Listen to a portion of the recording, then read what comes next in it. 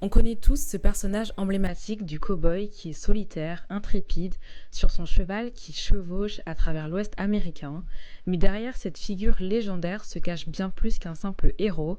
Il incarne un style de vie, une attitude, une esthétique qui a transcendé les époques et conquis des générations entières. Pourtant, derrière la romance et l'aventure se trouve une réalité bien plus complexe. Les cow-boys sont au cœur d'une controverse historique, avec leur rôle notamment dans la colonisation de l'Ouest américain, qui est souvent le sujet de nombreux débats. Alors comment une culture autrefois associée aux cow-boys a-t-elle conquis les podiums du monde entier? Dans cette vidéo, on va plonger dans les origines et l'évolution de ce style emblématique. Le style western, une simple tendance de mode ou une réelle célébration culturelle? Coucou, aujourd'hui on se retrouve pour une nouvelle vidéo et ça va être une vidéo décryptage. Voilà, j'ai envie de parler de tendance, j'ai envie de parler de mode.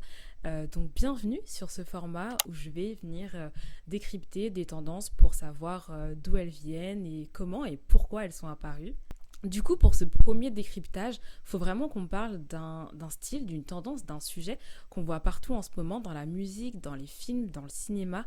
C'est le western, la country, les cow-boys. Bref, il y a toute une esthétique autour de ce sujet-là. Et vraiment, il faut qu'on en parle.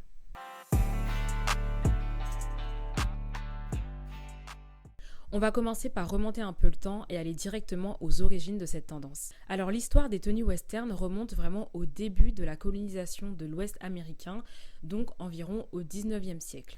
On est en 1980 et à cette époque-là, les premiers colons, les cow-boys, les fermiers, les mineurs et tous ceux qui travaillaient vraiment en extérieur portaient des tenues qui devaient être résistantes et adaptées à ce mode de vie qui était parfois même dangereux. On estime à cette époque-là qu'il y avait environ entre 35 et 50 000 cow-boys qui travaillaient dans l'industrie du bétail et de la terre aux États-Unis. Plus précisément, les cow-boys à cette époque-là, c'était des travailleurs de la terre et du bétail. Et leur mission principale, c'était de rassembler et de conduire les animaux, les troupeaux, sur de longues distances à travers l'Ouest américain. C'est un travail qui exigeait déjà d'une d'avoir de très bonnes compétences équestres, puisqu'ils passaient la plupart de leur temps à cheval. Il fallait ensuite bien connaître le terrain, donc bien connaître l'Ouest américain, et avoir une bonne résistance aux éléments de la nature, puisqu'ils travaillaient très souvent, voire quasiment que en extérieur. Donc les éléments caractéristiques des tenues des cow-boys à cette époque-là, elles devaient vraiment répondre à tous ces besoins bien spécifiques. On parle beaucoup de tenues de cow-boy, de western core, de tenues de western, de cowboy core, mais en réalité, de quoi étaient vraiment constituées ces tenues et qu'est-ce que portaient réellement les cow-boys? Alors déjà, leur tenue était constituée d'une chemise, en général une chemise à manches longues, donc soit en coton, soit en lin, donc des matières assez légères puisqu'ils travaillaient donc en extérieur, des fois sous le soleil assez chaud, et souvent c'était des chemises à carreaux ou à rayures et ça leur permettait aussi de se protéger des éraflures causées par les branches. Ensuite, leurs pantalons, ils étaient généralement en jean ou en toile assez solide, encore une fois, et donc conçus pour résister aux déchirures causées par le travail. Ils avaient aussi évidemment des bottes qu'on appelle aujourd'hui des Santiago, mais elles étaient donc indispensables pour protéger leurs pieds des blessures qui pouvaient être causées par les rochers, par les heures de marche, aussi par les débris et parfois par les serpents venimeux. Ouais, j'ai vu ça dans mes recherches, mais on va pas plus en parler, ça m'intéresse pas. Mais bon, finalement c'est logique, désert, serpent, serpent, désert. Oui. Et enfin, l'élément emblématique du cow-boy, quand on pense aux tenues de cow-boy, on pense directement à cet élément-là, c'est le chapeau de cow-boy. Donc c'est un élément qui leur permettait de se protéger du soleil, de la pluie, mais aussi des vents et de la poussière lors des longues balades à cheval. Et c'est souvent des chapeaux qui étaient en feutre de laine ou alors en cuir avec des bords quand même assez larges. Parlons maintenant des femmes, puisqu'on ne parle pas souvent des femmes quand on parle cow-boy, western, mais elles étaient bien présentes évidemment et elles portaient également des tenues qui étaient adaptées à leur mode de vie, à leur travail à elles, donc dans les ranchs. Donc elles portaient des chemises aussi à manches longues, mais aussi des robes longues et des jupes longues qui leur permettaient quand même de monter à cheval, plutôt sympa. Donc voilà pour les caractéristiques principales des tenues des cow-boys à cette époque-là. Au-delà de travailler la terre et le bétail, les cow-boys étaient également des gardiens des traditions et du mode de vie de l'Ouest américain, notamment par leur style de vie nomade et très indépendant qui reflétait une sorte d'esthétique idéale, de liberté, de conquérant, d'homme indépendant, fort et courageux qui part à l'aventure. Évidemment, comme dans de nombreux récits historiques, vous le savez, je le sais, on le sait tous, il y a souvent une grande part de la réalité qui est cachée ou en tout cas mise un petit peu sous silence. Et aujourd'hui, on sait que l'image historique et traditionnelle du cow-boy tel qu'on la connaît n'est pas totalement vraie, puisque elle ne rend pas du tout compte de la diversité des personnes qui ont travaillé la terre et le bétail à cette époque-là et qu'on considérait aussi comme des cow-boys, qui étaient généralement des Afro-Américains, qui étaient des Mexicano-Américains, mais aussi des autochtones. Et leurs contributions, évidemment, elles ont été minimisées, voire effacées dans les récits populaires. On est maintenant au XXe siècle et avec l'avènement de l'industrie cinématographique d'Hollywood, les tenues western, le mode de vie western a été très largement popularisé dans le monde entier et notamment grâce aux films western et aux figures de cinéma qui ont joué dans ces films-là comme John Wayne, Clint Eastwood, Gary Cooper, qui ont tous contribué en tant qu'acteurs à populariser ce style comme une esthétique de l'icône de mode américaine et surtout comme un symbole de virilité et de bravoure qu'ils incarnaient dans ces films-là. Mais alors pourquoi cette fascination et cet engouement de plus en plus présent pour le western et le style country, même encore aujourd'hui en 2024? Je pense qu'on peut tout d'abord expliquer cet engouement pour le style western par l'iconographie très puissante du Far West. Moi personnellement, quand je pense au Far West, ça m'évoque, je sais pas, des images de grandeur, d'aventure. Je m'imagine un cow-boy solitaire, courageux sur son cheval à travers le désert de l'Ouest américain. Enfin bref, ça nous inspire vraiment un sens de l'épopée, un sens de la grandeur qui fait aujourd'hui l'Amérique dans l'imaginaire de beaucoup de personnes. Et aujourd'hui, on peut aussi relier ce style à un retour à une mode beaucoup plus rustique, beaucoup plus simple, beaucoup plus authentique et un style de vie plus proche de la nature que beaucoup aimeraient retrouver. On peut ensuite expliquer cet engouement pour le style western par tout simplement et évidemment la culture américaine. Le style western est profondément enraciné dans l'histoire de l'Amérique, dans l'histoire des États-Unis et dans leur culture. Et il évoque même un sens de l'identité nationale et une certaine nostalgie pour une époque qui est maintenant révolue, de l'Ouest qui représentait l'aventure, la grandeur, la détermination et la liberté un peu de l'Amérique. Donc cet engouement pour le style western ne date pas d'hier pour les Américains. Ils ont toujours eu un engouement, une certaine appétence, même pour la musique country, avec notamment à l'époque Dolly Parton, Taylor Swift qui a commencé sa carrière en faisant de la musique country, et beaucoup plus récemment avec Beyoncé qui nous a sorti un album 100% country western. Juste pour faire une parenthèse sur le cas de Beyoncé, je pense qu'il y a deux options.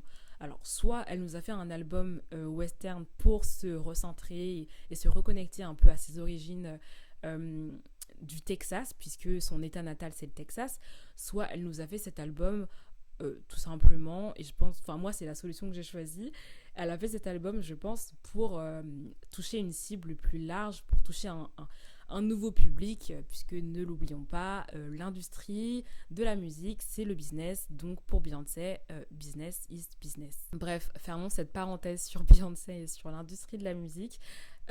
Mais en gros, pour les Américains, le western, c'est dans leur gène, c'est vraiment inscrit dans leur identité, dans leur ADN et dans leur culture. Revenons-en à la mode et à comment ce style western a été popularisé par de nombreux créateurs et comment il s'est retrouvé au premier plan des défilés de mode. Parmi les créateurs de mode qui ont intégré ce style emblématique à leur collection, il y a Ralph Lauren qui a été l'un des premiers en 1970 à propulser au devant de la scène ce style western. On est en 1981 et Ralph Lauren réalise un défilé avec une collection 100% inspirée du style western. Et plus récemment, d'autres marques comme Isabelle Marant, comme Calvin Klein, comme Saint Laurent ont aussi popularisé un petit peu ce style et sont venus l'intégrer dans leur collection, évidemment en y ajoutant une touche de sophistication et de modernité puisqu'on n'est plus en 1970. Et encore plus récemment, Pharrell Williams, qui est donc le directeur artistique de Louis Vuitton Homme et qui a réalisé pour la collection automne-hiver 2024-2025 une collection 100% western. On est en 2024 et pour Pharrell Williams, l'homme Louis Vuitton de l'automne-hiver 2024-2025 est un cow-boy des temps modernes. Il a voulu pour cette collection revisiter les origines du workwear. Alors le workwear, qu'est-ce que c'est ? On n'en a pas parlé depuis le début de cette vidéo et pourtant le workwear, ça fait partie des origines des tenues cow-boy, des tenues western. Et le workwear, donc work et wear, work, travail, wear, porter, donc des tenues de travail, c'est un style de vêtement qui était donc conçu, comme son nom l'indique, pour un travail qui était souvent manuel, avec des matériaux et des pièces qui se veulent assez durables, fonctionnelles, résistantes, mais aussi très confortables et qui nous rappellent évidemment les tenues des cow-boys qui répondent exactement aux mêmes caractéristiques. Workwear, c'est un style qui est aujourd'hui largement popularisé. C'est un style qu'on porte à peu près tous et qui a été notamment mis sur le devant de la scène grâce à des marques comme Levi's, comme Carhartt, comme Red Wing, qui font partie des premières en fait à avoir proposé ce style de vêtements de travail de qualité quand même. Mais revenons-en à nos cow-boys qui sont pour beaucoup la représentation, je l'ai déjà dit, de l'homme fort, de l'homme manuel, de l'homme indépendant et de l'homme libre. Mais l'image romantique du cow-boy solitaire et courageux cache une réalité bien plus sombre. L'histoire des cow-boys et du western aux États-Unis est souvent représentée de manière très idéalisée dans les récits populaires, dans les récits historiques. Mais elle comporte des aspects bien plus complexes et parfois très sombres, notamment en ce qui concerne les relations avec les peuples autochtones. Si vous ne le saviez pas, mais j'espère, en tout cas je pense que tout le monde le sait, je ne vais pas vous faire un cours sur l'histoire de l'Amérique ou des États-Unis, même si on a un peu de temps depuis le début de la vidéo parce que j'aime bien apporter du contexte et vraiment remonter aux origines de chaque tendance, ok ? C'est ce qu'on va faire dans ces décryptages, donc soyez prêts. Mais bref, on n'est pas là pour refaire l'histoire de l'Amérique, mais avant d'être l'Amérique telle qu'on la connaît, c'était avant tout la terre des peuples autochtones, aussi appelés Amérindiens ou Premières Nations. Donc ça s'appelait pas Premières Nations pour rien, d'accord ? C'était leur terre avant tout. Et ces sociétés autochtones étaient souvent organisées en tribus, donc en plusieurs tribus ou en nations, et ils représentaient la population de l'Amérique en fait. C'était vraiment leur terre, mais ça, évidemment, vous l'aurez compris, c'était avant l'arrivée des Européens au XVe siècle, avec notamment Christophe Colomb et la découverte de l'Amérique, etc. Bref, les cow-boys, à cette époque-là, ils étaient aussi souvent recrutés. Ils avaient plusieurs missions, d'accord ? Ok, c'est des travailleurs de la terre, des travailleurs du bétail, mais ils avaient aussi pour mission d'être des mercenaires. Ils étaient recrutés pour être des mercenaires par de grands propriétaires européens pour protéger leurs intérêts, protéger les terres qu'ils avaient déjà piquées aux Amérindiens. Mais bref, les cow-boys étaient vraiment là pour protéger les intérêts des Européens à leur arrivée. Et c'est vraiment là que les cow-boys ont joué un rôle dans l'histoire de l'Amérique. Alors oui, on parle de grandeur, on parle d'aventure, on parle de ce personnage solitaire qui se balade sur son cheval dans le désert, mais il y a aussi cet aspect de l'histoire qui est moins drôle et qui fait moins rêver, mais qui est totalement réel. Et donc je pense que, j'en parle dans ma vidéo parce que je pense que c'est important. Les cow-boys, c'est marrant, c'est sympa, mais il y a aussi un aspect de l'histoire qui est plus sombre. Pour fermer cette grosse parenthèse sur l'histoire des cow-boys et des Amérindiens, on peut dire que la surreprésentation de ce style de vie western, c'est une belle représentation quand même de l'histoire et des origines de l'héritage américain, mais je pense qu'il faut quand même garder un regard assez critique au final sur cette situation, puisque la glorification en fait de l'image traditionnelle du cow-boy héroïque n'est pas totalement vrai. Ne l'oublions pas quand même, il a eu un rôle assez important dans la colonisation des terres indigènes.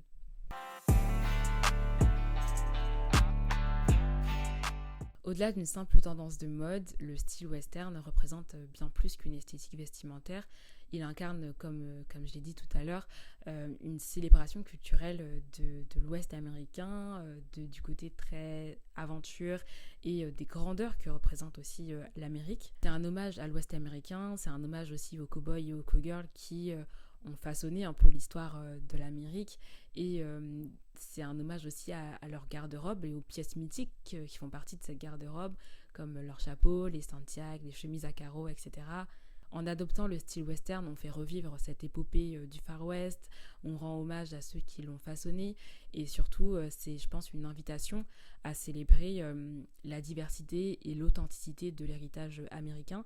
En tout cas, moi je préfère le voir comme ça. Que vous soyez fan du style western ou que vous le regardiez d'un œil un peu plus sceptique, un peu plus critique, je pense que quoi qu'il arrive, on n'est pas prêt de le voir disparaître.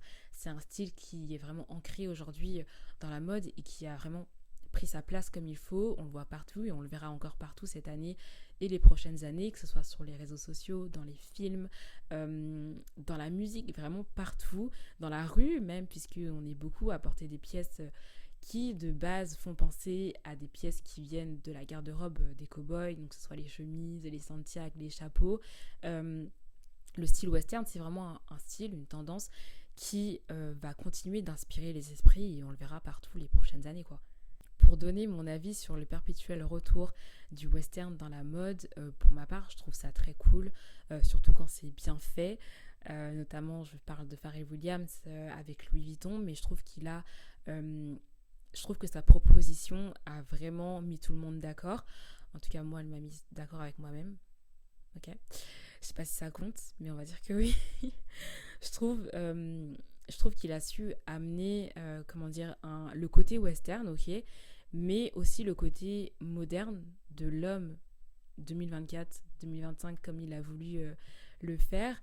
Je trouve que c'est maîtrisé, que c'est bien dosé, que c'est pas too much, mais qu'il a quand même amené tous les côtés en fait du western et du cowboy qu'on pouvait attendre. Je pense que c'est aussi bien réussi par Louis Vuitton grâce à Pharrell Williams. Je pense que on n'aurait peut-être pas eu le même résultat avec un autre directeur artistique parce que voilà, c'est un artiste avec des inspirations très variées et une personnalité très hétéroclite. Honnêtement, la collection Louis Vuitton, elle est portable par tout le monde. Bon, il faut avoir les moyens, hein, mais elle est portable par tout le monde, que vous ayez une personnalité un peu plus excentrique ou un peu plus réservée, un peu plus calme, discrète, je pense que tout le monde peut y retrouver son compte et son bonheur en fait. Il y a des pièces honnêtement qui sont portables dans la vie de tous les jours. Et même si c'est pas un Louis Vuitton ou un autre créateur, je pense qu'on a tous ici des pièces originellement qui font partie de la garde-robe du cow-boy et du western. Je pense aux chemises en coton, un peu à carreaux et tout.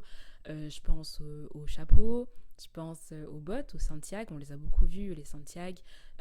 Donc je pense qu'on a tous ici un peu de cow-boy en nous, en tout cas dans nos garde-robes. Bref, on a tous un peu de western chez nous, ok?